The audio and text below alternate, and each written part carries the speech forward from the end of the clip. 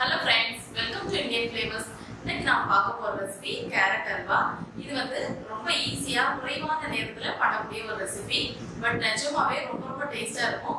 இத அப்படியே சாப்பிட்டாலும் நல்லா இருக்கும். இல்லனா இத ஐஸ்கிரீம் கூட சேர்த்து சாப்பிட்டா ரொம்ப டேஸ்டா இருக்கும். கண்டிப்பா நீங்களும் ட்ரை பண்ணி பாருங்க. வாங்க எப்படி பண்றதுன்னு பார்க்கலாம். ஃபர்ஸ்ட் கேரட் ஹல்வா பண்றதுக்கு தேவையான பொருட்கள் என்னதெல்லாம் பார்த்துடலாம். 3 கப் துருவின கேரட் எடுத்து வச்சிருக்கேன். கேரட் வந்து ஃப்ரெஷ்ஷாக இருக்கிற மாதிரி வாங்கிக்கோங்க. இதோட சைட்ஸ் எல்லாம் ரிமூவ் பண்ணிட்டு தோல் எல்லாம் லைட்டாக சீவிட்டு இந்த மாதிரி துருவி வச்சுக்கோங்க. 2.5 கப் பால், 3/4 கப் சர்க்கரை, 4 டேபிள் ஸ்பூன் கீ, வாசனைக்காக கொஞ்சம் ஏலக்காய் தூள், நெக்ஸ்ட் நட்ஸ் எடுத்து வச்சிருக்கேன். இது வந்து நான் 10 முந்திரி, 5 பாதாம், 5 பிஸ்தா எல்லாத்தையும் சின்னதாக கட் பண்ணி வச்சிருக்கேன். இவ்வளோதான். இனி எப்படி பண்ணுறதுன்னு பார்க்கலாம். ஸோ கேரட் அல்வா பண்ணுறதுக்கு ஒரு பாத்திரத்தை சூடு பண்ணிக்கலாம். பாத்திரம் சூடானதும் அதில் 2 டேபிள் ஸ்பூன் கீ ஆட் பண்ணிக்கலாம். ஸோ கீ உருகிடுச்சு. மிக்ஸ்டு நட்ஸ் வச்சுருந்தோம்ல அதை ஆட் பண்ணிக்கலாம். ஸோ இதில் நீங்கள் வந்து கிஸ்மிஸ் ஆட் பண்ணுறதா இருந்தாலும் ஆட் பண்ணிக்கலாம். நான் அன்றைக்கி ஆட் பண்ணல, நட்ஸ் மட்டும் ஆட் பண்ணியிருக்கிறேன். ஸோ உங்களுக்கு எந்த நட்ஸ் பிடிக்குமோ அதை ஆட் பண்ணிக்கலாம். நட்ஸ் எல்லாம் செவந்ததும் இன்னொரு பவுலுக்கு இதை ட்ரான்ஸ்ஃபர் பண்ணிக்கலாம்.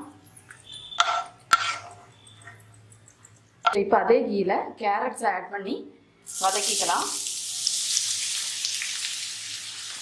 கேரட்ஸோட ஈரப்பதம் எல்லாமே போய் நல்லா ட்ரை ஆகுறது வரை வதக்கிக்கணும்.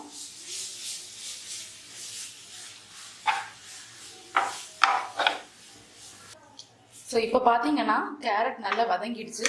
அதோட மாய்ஸ்சர் எல்லாமே போயிடுச்சு. இப்போ ஒரு 2.5 கப் பால் வச்சுருந்தோம்ல அதை ஆட் பண்ணிக்கலாம். இப்போ கேரட்டை வந்து நல்லா வேக வச்சிடலாம். அது வர இடையிடை இந்த மாதிரி கிளறி விட்டுக்கோங்க.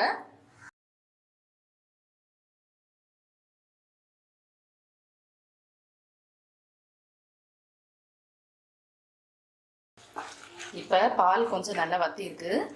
இன்னும் கொஞ்சம் வத்துறது வர இந்த மாதிரி கிளறி விட்டுட்டே இருங்க. ஸோ இப்போ பார்த்தீங்கன்னா நம்ம சேர்த்த பால் எல்லாமே வந்து நல்லா அப்சர்வ் ஆகிடுச்சு. கேரட்டும் நல்லா குக் ஆகிடுச்சு. சுகர் ஆட் பண்ணிக்கலாம். நான் அன்றைக்கி 3/4 கப் சுகர் தான் எடுத்துருக்கிறேன். நீங்கள் வந்து உங்களோட ஸ்வீட்னஸ்க்கு தகுந்தாப்புல 1 கப் வரைக்கும் கூட ஆட் பண்ணிக்கலாம். ஆட் பண்ணிட்டு நல்லா மிக்ஸ் பண்ணி விட்டுடலாம். ஸோ சுகர் மெல்ட் ஆகும்போது இது கொஞ்சம் இன்னும் கொஞ்சம் இழகுன மாதிரி இருக்கும். நல்லா கெட்டியாகிறது வரை இதை வந்து இப்படி மிக்ஸ் பண்ணிட்டே இருங்க. ஸோ இப்போ பார்த்தீங்கன்னா கேரட் அல்வா கொஞ்சம் கெட்டியாக ஆரம்பிச்சிருச்சு. இந்த டைமில் ஏலக்காய் பொடி ஆட் பண்ணிடலாம். ஆட் பண்ணிட்டு நல்லா மிக்ஸ் பண்ணி விட்டுடலாம். கூடவே சாப் பண்ணி வச்சுருந்த நட்ஸ் எல்லாத்தையும் ஆட் பண்ணிடலாம். கடைசியாக 2 டேபிள் ஸ்பூன் கீ வச்சுருந்தாலும் அதையும் ஆட் பண்ணிடலாம். ஸோ இப்போ பார்த்தீங்கன்னா இது நல்லா கெட்டியாகி அல்வா கன்சிஸ்டன்சி ரீச் ஆயிடுச்சு. ஸ்டவ் ஆஃப் பண்ணிடலாம். ஃப்ரெண்ட்ஸ், நம்மளோட சுவையான கேரட் அல்வா சூப்பராக ரெடி ஆயிடுச்சு. கண்டிப்பாக நீங்களும் வீட்டில் ட்ரை பண்ணி பாருங்க. ட்ரை பண்ணி பார்த்துட்டு எப்படி இருந்துச்சுன்னு உங்களோட கமெண்ட்ஸை ஷேர் பண்ணுங்க. இந்த வீடியோ உங்களுக்கு பிடிச்சிருந்தா என்னோட சேனலுக்கு மறக்காம சப்ஸ்கிரைப் பண்ணுங்க. தேங்க்யூ.